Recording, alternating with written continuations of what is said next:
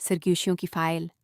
Carlisle फरूरी 1578 की एक यखबुस्ता रात, स्कॉटलैंड की वो मलका जिसके सर पर कभी ताज सजा था, सिरहद से सिर्फ 8 मील दूर एक पथरीले बुर्ज में कैद थी। मेरी मलका स्कॉटलैंड तख्त से उतारी गई, शिकार की जा रही थी, बिल्कुल बेबस, जंजीरों में जकड़ी कार्लाइल किले में पहुंची और फिर अगले 19 साल तक वहीं रही। कैदी नहीं कहलाई, मगर थी कैदी ही।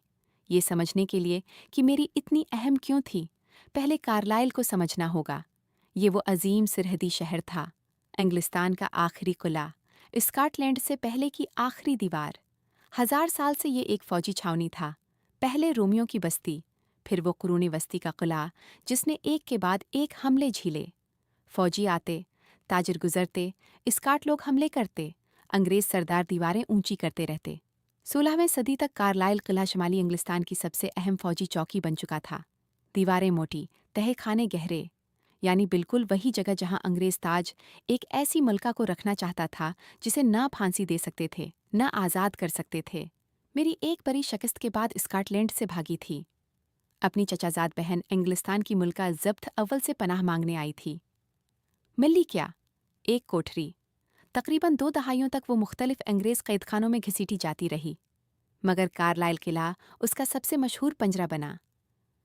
किले के कागजात में उसे मेहमान लिखा गया। दरवाजे के ताले कुछ और ही कहानी सुनाते थे। अब यहाँ से बात दिलचस्प हो जाती है।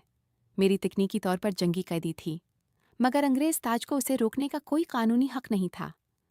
वो एक गैर मुल्की हुक्मरान थी, ताजपूश मलका।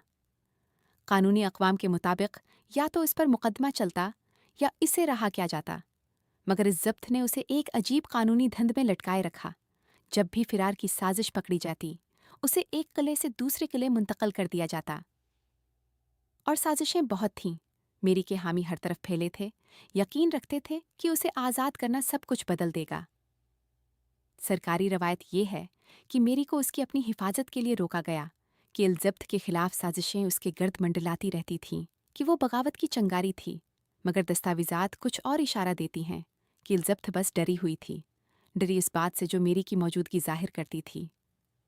डरी इस बात से कि अगर मौका मिला तो उसके अपने उम्रा किसी और औरत को तख्त पर बैठा देंगे।